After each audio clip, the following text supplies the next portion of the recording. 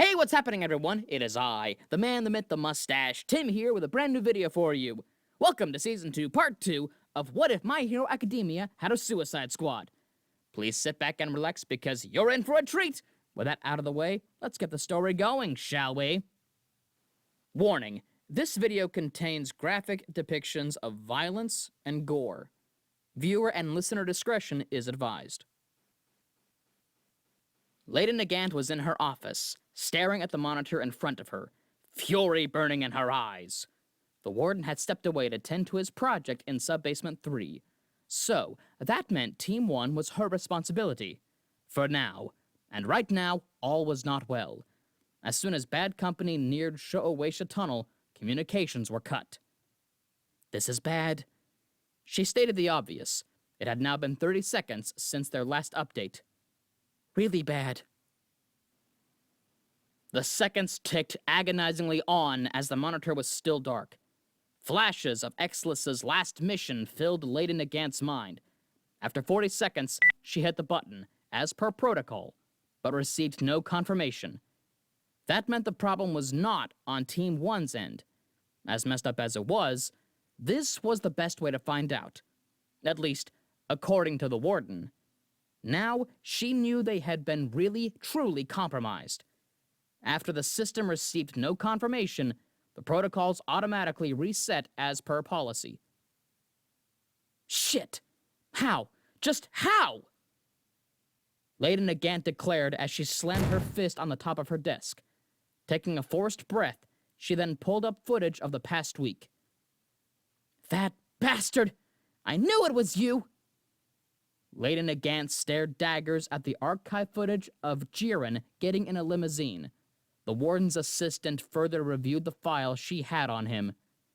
It was then that she noticed that the judge assigned to the bastard had set his bail. As Lady Nagant scrolled all the way down, her screen flickered once and was replaced by Jiren's one-finger salute. Ah! The warden's assistant screamed, then seemed to break down. Jiren had corrupted the file they had on him with a virus. I am gonna do that shadow broker bastard in myself! The warden's assistant rose from her chair and then began to look behind her computer. Nothing. Jiren wasn't slick. Lady Nagant then exited her office and entered the warden's. She knew the bastard met with the warden after they had finished processing him. She looked behind his computer. Nothing. Then she got down on her hands and knees, continuing her search around the surrounding areas. Bingo! She saw a microbot embedded under his desk. Lady Nagant's arm then transformed as she activated her quirk and shot it. When I get a hold of you, just you wait. Back at Showa Tunnel, Robin, Buzzard, and Pretty Bird managed to get out of the havoc via the turret hatch. It was a tight fit for Buzzard, though, but thankfully, he at least had the mind to let the others out first. The way behind them towards the freeway was clear. However, in the distance, they could see backup arriving, the Meta Liberation Armies. Bad Company left Hawks and Plague Raven inside, since that's where they would be the safest. Robin had managed to liberate a radio from the console of the Road Behemoth.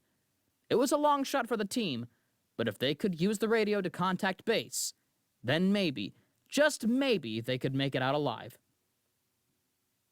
We need to inform HQ of this. The others just looked at Pretty Bird with a, "You think?" look.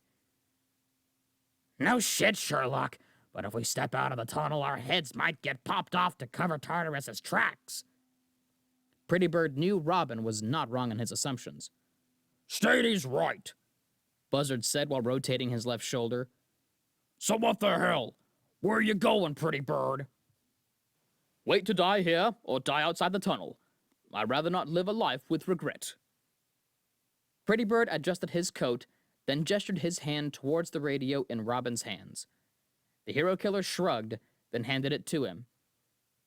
I'd rather die on my feet, rather than cowering like a peasant in fear. Good luck, gentlemen. I bid you adieu. Gotta respect the balls on him. Let's watch his head explode. 2 meters. 3. Pretty Bird smiled as he saw the radio come back to life, and a small camera rise from its housing. He could hear Buzzard snap his fingers when his head did not explode. Team 1, respond! Lady Nagant's voice came over the radio, to which Gentle pressed the talk button. Mission compromised. They knew we were coming, my dear Lady Nagant. He then heard her curse the confirmation of her suspicions. Gentle? Nagant composed herself. Good. Set rep now. The commander is unconscious. Plague Raven's arms are not functioning, and that monster... Lady Nagant then cut him off. Muscular? She said as Nagant braced herself for the news that the mission was declared foobar. No, my dear. The babysitter. He's, for the lack of better words, offline. Shut down, maybe? Pretty Bird did not know what to make of the unresponsive bird monster. He could hear the lady breathe a sigh of relief, then informed him that will be fixed momentarily. Hawks? Lady Nagant asked solemnly. She enjoyed her last evening with him and wanted a second round. Also, she had to get status on him. Yeah, right. A status. They hit our vehicle with a series of RPGs. The rocket-propelled kind, not video game genre. Pretty Bird heard Lady Nagant sigh heavily. Sorry, my dear Labrava hath rubbed off me a wee bit, my lady. We need backup if you want our mission to continue, and might I suggest... Suddenly, the blinking light from under Pretty Bird's arm ceased, much to his relief. He then saw Robin and Buzzard join him. Their lights were gone as well. Thank you, milady. In truth, Lady Nagant was quite fond of Gentle's proper etiquette. I have conscripted another commander. Hold on till then, Gentle. You are in charge. The other two groaned. Or would you all like your heads blown off right now? The two growled a fervent no and got in line. Their quirk cancellation devices went yellow, allowing for limited quirk use. All three turned to their attackers. Buckle down till backup arrives. Their eye in the sky said as Bad Company turned to see Plague Raven crawling out of the havoc. Lady Nagant saw this via the radio's camera. Good. The radio broke through the jammer. Now get to work. She then clicked off as Pretty Bird put down the radio, then cracked his neck. He looked at his compatriots and nodded. Buzzard, if you'll please, take Mr. Plague Raven and promptly shove those annoying RPGs up their collective asses. At this, Buzzard began to laugh, instead of his usual gruff murderous one. It was all pretty men proper-like. Indubitably, and with pleasure. Come along, Mecha Overhaul. Blip, blip. Buzzard then charged in the most formal way he could as he activated his quirk. He grabbed Plague Raven as he passed him and then launched him over the soldiers with RPGs. You son of a bitch! Plague Raven was not fond of being tossed and yelled as he was passed over the RPG wielders, who just looked up with blank stares. Plague Raven dropped a few flashbangs before he landed in a roll and then engaged the roadblock. Hey everyone, Lady Nagant here. Before we get back to the video, I want to talk about our new channel Celestia, a channel dedicated to all things Dungeons & Dragons. Really? Nerd shit? What am I doing here? Currently, we have a series breaking down the different spells in D&D, and soon we'll be starting some new series as well. So if you're a fan of D&D or have an interest in learning about it, check it out. I wonder if gun's a spell. I'd be a pretty good wizard then if that's the case. Additionally, if there's anything you've always wanted to see get made into a video, head over there and leave a comment mentioning it. Now let's get back to the video and see if Hawks' ass can be saved. I want that second round. The flashbangs went off, blinding the MLA soldiers as the havoc suddenly righted itself, crushing them underneath. Buzzard then launched himself over their vehicle, landing in front of the men. He turned around, slowly hearing them struggle and yell. Somehow they were still alive. Perfect. The light went on again, reactivating his quirk. He still had muscle fibers from his last activation. So long as they were already out, he could effectively stockpile them. Buzzard then grabbed one of the men by the neck and pulled. The soldier was peeled like a potato, leaving nothing but his screams, exposed anatomy, and a smiling Buzzard. The next one had his legs out, and the rest of his body was buried underneath the road behemoth. Buzzard smirked as he snapped the neck of the soldier beside the trapped one. He then grabbed the RPG and loaded a round that he found on the ground. What are you doing, step bro? He smirked as he grabbed the man's pants, ripping them off. Commando? How fitting. Jolly good then. Hey, Pretty Bird! Yes? Little did Pretty Bird know he would regret responding to this crazed, murderous lunatic. Just obeying orders! Pretty Bird then heard the squishing sound of something being inserted roughly. This was followed by a horrid scream and Buzzard laughing with murderous glee. My God, man! Pretty Bird's eyes were aghast and his stomach churned for what was to occur next. You did say? Buzzard had the biggest shit-eating grin on his face. I know what I said, you fucking lunatic! Pretty Bird yelled in horror. Ah! A wet explosion was heard as the soldier's screams ended abruptly. It was then replaced with Buzzard's cruel laughter. Pretty Bird could not take a moment that he so desperately wanted, even though they were the enemy. This was inhuman, beyond cruel. No one deserved that in his opinion. He then turned to face the MLA's backup. Robin was by his side. He too shook the scream out of his head. Focus! It was the only thing said between them. Pretty Bird then made a trampoline out of thin air. Robin took the hint and used it to launch himself high into the sky. Just as he took flight, a vehicle, a truck with a turret, was barreling toward the sharply dressed man at top speed. Gently rebound, Pretty Bird said softly as he waved his hand, forming an aerial barrier. The driver could not see it, nor could the other soldier who was behind the turret, who unleashed the weapon's 50 cal ammunition. The heavy caliber Fury only bounced back and terminated the driver.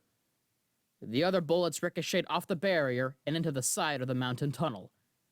This was followed by the truck itself, hitting the barrier and being launched into another turret truck. The vehicle collided and then exploded, leaving no survivors. Pretty Bird then leapt upon the barrier he made, then onto the one he made for Robin, launching himself into the air. He adjusted his leap and was now just below Robin. Keep up, he said to the hero killer, as he formed several gently trampolines and bounced off each of them towards the enemy. Robin was slightly surprised and followed Pretty Bird's trajectory.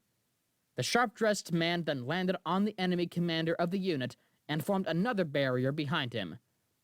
Before Pretty Bird's prey could bounce up, they hit a secondary one, trapping themselves in a small elastic encasement. Gently sandwich. Pretty Bird's proper dialect was spoken with a slightly darker air about it, as the enemy commander began to bounce back and forth between the barriers. Faster and faster the enemy commander moved. Soon, his body was shattered and torn to shreds from the centrifugal force. Robin landed on top of a troop transport as the driver's side door opened. Robin swung in and then clocked in, sending the driver's head into the passenger window with a right haymaker and went to work. The blades he had in his gauntlets were already in his hands as he took out the driver and his passenger. He then opened up the door to the back and saw the occupants that filled it up. Your sacrifices will pave the way to my freedom, the hero killer declared as he attached a fibrous rope weaved with the thinnest of fiberglass shards onto his kunai. With one throw, the blade sliced through the mouths of guards on the left. Then, when he pulled back, he got the blood of the ones on the right. They all turned pale as he caught his blade and licked the blood off it, paralyzing all of them. Rejoice, with reverent trembling, for your end is nigh. Robin then leapt inside and tore every one of them to shreds, painting the inside of the truck a deep crimson. Robin then hopped out the door, landing in a pool of blood with a small splash. The MLA soldiers were instantly demoralized at what exited that transport. With a single roar, Robin caused them to drop their weapons and retreat. However, the hero killer could not allow such cowardice. Meanwhile, at UA High School, mid-afternoon, Class 1A was about to start another rescue simulation. Suddenly, 2 guards from Tartarus, escorted by Principal Nezu and Snipe, entered the class. The students were stunned, but Principal Nezu reassured them that all was well, and no, their teacher was not under arrest. The students then collectively let out a breath they did not know that they were holding. The principal then introduced the guards as Lance and Tim, to which the guards nodded and bowed. "I'm Lance, and this is my partner." Lance was athletically built, body-wise, and was a bit shorter than Tim, but not by much. His face was pleasant to look at, with fuchsia-colored eyes. He wore the standard guard uniform. Well, the male version of what Lady Nagant wore. Clean-shaven, his hair was black and faded up with a single long bang straight out of an edgelord anime. Why? Because all good edgelords have that long, ridiculous bang. "I'm Tim!" Tim was, well, Tim. He was in the same uniform as Lance, only with his face hidden behind a balaclava. "Yeah, he's a nice guy. Bless his heart." The class greeted them both, and he continued. "Your teacher is in need of a special mission, but do not fret, he'll be back." Truth be told, Lance nor Tim knew if that statement was true or not. Aizawa just took a breath. He was about to protest, but Tim shot him a look. The seemingly slow-minded fellow seemed to come to and was now hyper-focused. Tim then turned his gaze to Aizawa-sensei.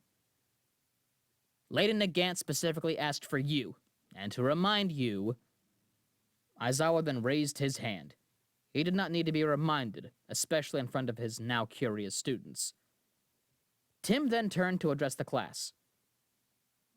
"Good. Your teacher is very important. Y'all be good while he's out."